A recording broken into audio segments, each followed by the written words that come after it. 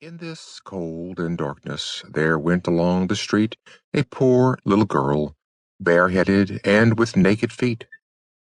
When she left home she had slippers on, it is true, but what was the good of that?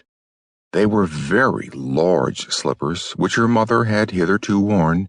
So large were they, and the poor little thing lost them as she scuffled away across the street, because of two carriages that rolled by dreadfully fast. One slipper was nowhere to be found. The other had been laid hold of by an urchin, and off he ran with it. He thought it would do capitally for a cradle when he some day or other should have children himself. So the little maiden walked on with her tiny naked feet that were quite red and blue from cold. She carried a quantity of matches in an old apron, and she held a bundle of them in her hand. Nobody had bought anything of her the whole livelong day. No one had given her a single farthing. She crept along, trembling with cold and hunger, a very picture of sorrow, the poor little thing. The flakes of snow covered her long, fair hair, which fell in beautiful curls around her neck, but of that, of course, she never once now thought. From all the windows the candles were gleaming, and it smelt so deliciously of roast goose, for you know it was New Year's Eve. Yes, of that she thought. In a corner formed by two houses, of which one advanced more than the other, she seated herself down and cowered together.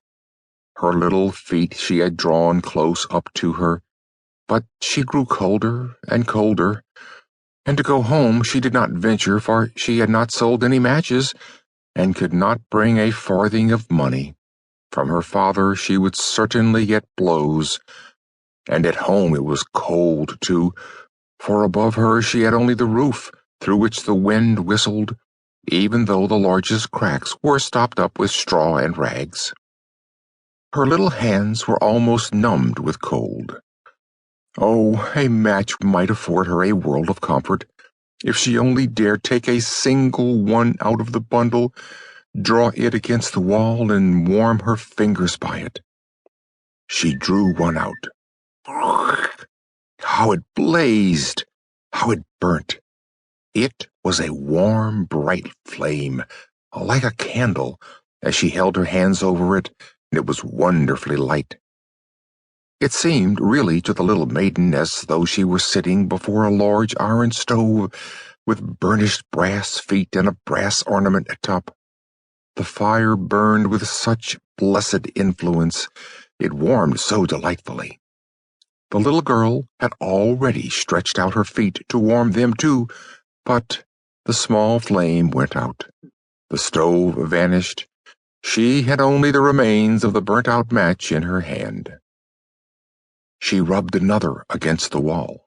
It burned brightly, and where the light fell on the wall, there the wall became transparent, like a veil, so that she could see into the room. On the table was spread a snow-white tablecloth. Upon it was a splendid porcelain service, and the roast goose was steaming famously with its stuffing of apple and dried plums.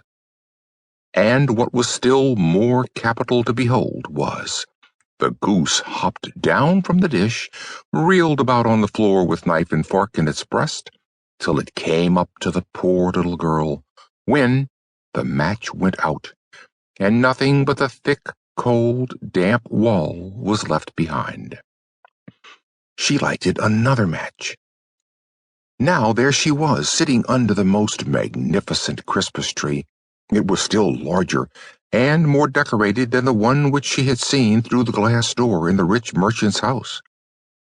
Thousands of lights were burning on the green branches, and gaily colored pictures, such as she had seen in the shop windows, looked down upon her.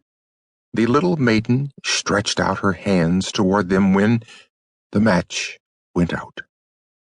The lights of the Christmas tree rose higher and higher. She saw them now as stars in heaven.